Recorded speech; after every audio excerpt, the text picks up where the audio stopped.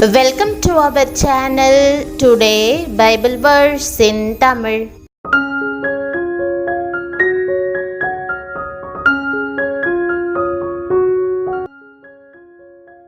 இன்றைய வசனம் சங்கீதம் 30:5. கிறிஸ்துவுக்குள் பிரியமானவர்களே, நம்முடைய ஆண்டவரும் இரட்சகருமான இயேசு கிறிஸ்துவின் வல்லமையுள்ள நாமத்தில் உங்களை வாழ்த்துகிறேன். இன்று அவருடைய தயவோ நீடிய வாழ்வு.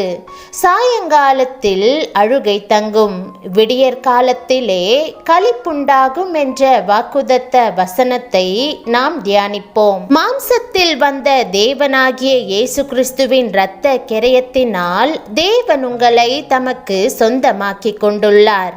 இன்றைய வாக்குதத்தத்தின் முதல் பகுதி அவருடைய தயவோ நீடிய வாழ்வு என்று கூறுகிறது.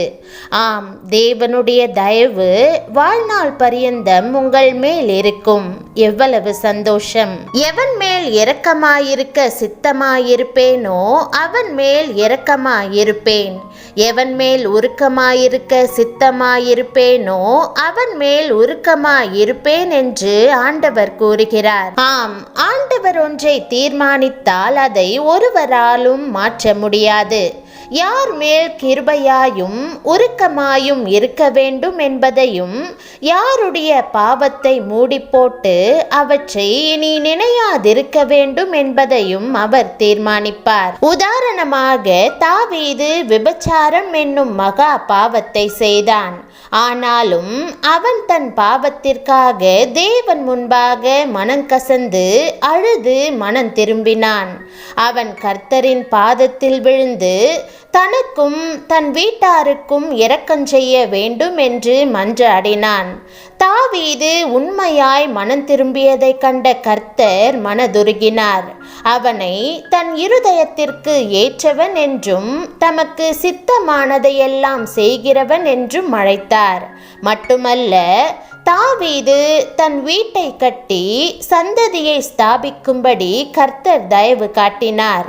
இன்றைக்கும் இஸ்ரவேல் தேசத்தின் ஜனங்கள் தாங்கள் தாவீதின் வீட்டை சேர்ந்தவர்கள் என்று நம்புகிறபடியினால் அந்த தேசத்தின் கொடியில் தாவீதின் நட்சத்திரம் இருக்கிறது.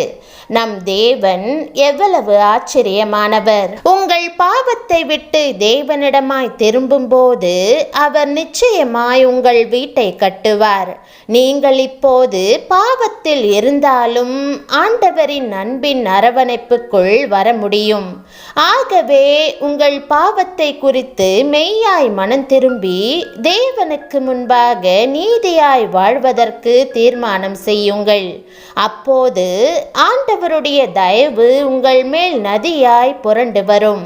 அவர் ஒருபோதும் உங்களை கடிந்து கொள்ள மாட்டார். தேவனுடைய இந்த தயவு தலைமுறையாய் பாய்ந்து செல்லும். உங்கள் கடந்த கால பாவங்களை விட்டு நீங்கள் திரும்பினால் உங்கள் சந்ததி மேல் அவற்றால் ஆதிக்கம் செலுத்த முடியாது. ஆகவே தலைமுறை பாவங்களை குறித்து அஞ்சாதிருங்கள்.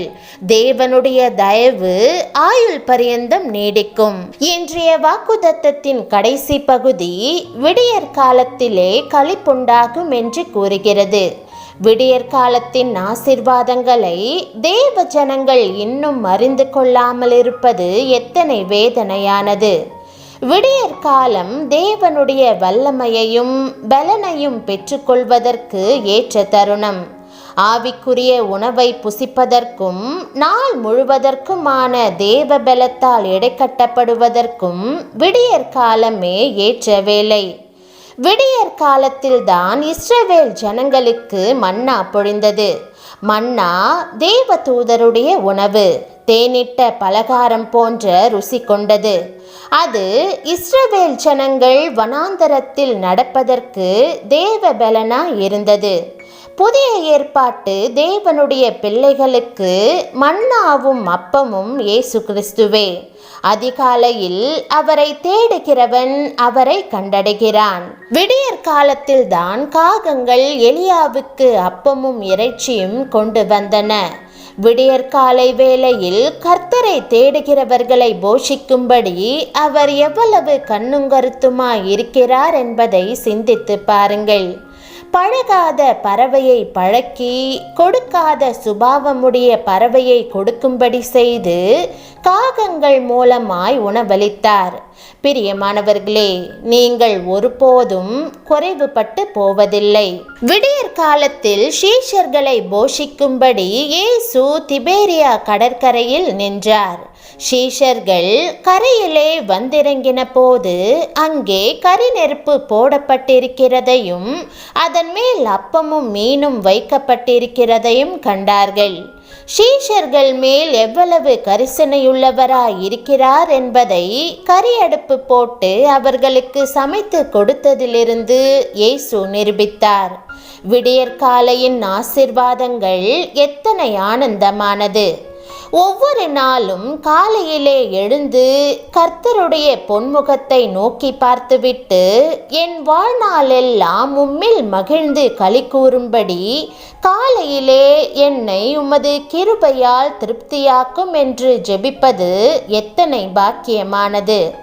ஆம், காலைதோறும் கர்த்தருடைய கிருபைகள் புதிதாய் இருக்கிறது. காலைதோறும் உங்களை தேவ சமூகத்திலே தாழ்த்தி ஆண்டவருடைய கிருபைக்காய் காத்திருக்கும் போது கர்த்தர் கிருபையை அளவில்லாமல் ஊற்றியருளுவார். அவர் கிருபையில் ஐஸ்வர்யமுள்ள தேவன் அல்லவா? நோவாவுக்கோ கர்த்தருடைய கண்களில் கிருபை கிடைத்தது. அந்த கிருபை எத்தனை பாக்கியம் பாருங்கள்! அந்த கிருபையினால் தான் கர்த்தர் நோவாவை பேழை கட்டும்படி சொன்னார். அந்த கிருபையினால் தான் கர்த்தர் நோவாவையும் அவனுடைய முழு குடும்பத்தையும் அந்த பேழைக்குள் ஏற்றினார். அந்த கிருபையினால் தான் முழு உலகமும் அழிக்கப்பட்ட போது நோவாவின் குடும்பம் பாதுகாவலாய் இருந்தது. பிரியமானவர்களே, இன்றைக்கு கர்த்தருடைய கண்களில் உங்களுக்கு கிருபை கிடைத்திருக்கிறது. இரட்சிப்பின் பேழையாகிய கிறிஸ்துவுக்குள் பிரவேசிக்கிற பாக்கியத்தை ஆண்டவர் உங்களுக்கு தந்தாரே.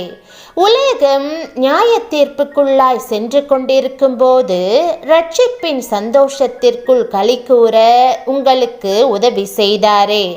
உலகம் நிம்மதியில்லாமல் தத்தளித்து கொண்டிருக்கும் போது உலகம் தரக்கூடாத சமாதானத்தினாலும் சந்தோஷத்தினாலும் உங்களை நிரப்பினாரே. இது தேவனுடைய கிருபையல்லவா?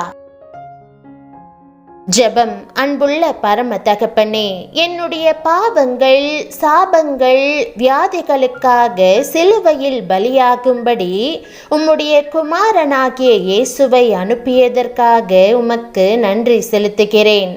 இப்போதும் வெளியேற பெற்ற உம்முடைய இரத்தத்தினால் என்னை கழுவி எல்லா பாவ சாப கட்டுகளிலிருந்தும் என்னை விடுவித்தருளும். உமக்கு முன்பாக நீதிமானாக நடப்பதற்கு என் வாழ்க்கையை மறு அர்ப்பணம் செய்திருக்கிறேன். என்னுடைய பாவங்களை மன்னித்து மேற்குக்கும் கிழக்குக்கும் எவ்வளவு தூரமோ அவ்வளவு தூரமாய் அவற்றை எரிந்து போடுவதற்காக உம்மை ஸ்தோத்தரிக்கிறேன். நித்திய காலமாய் உம்முடைய ஆசீர்வாதங்களை கொண்டதாக என் சந்ததியினர் உயர்த்தப்படும்படி உம்முடைய தயவை என் மீதும் என் வீட்டார் மேலும் வைப்பீராக. நித்திய ஆக்கினையிலிருந்து என்னை தப்புவித்ததற்காக உமக்கு நன்றி.